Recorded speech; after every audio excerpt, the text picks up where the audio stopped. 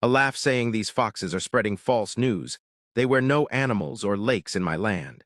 Students felt very disrespectful and disappointed to be called as foxes.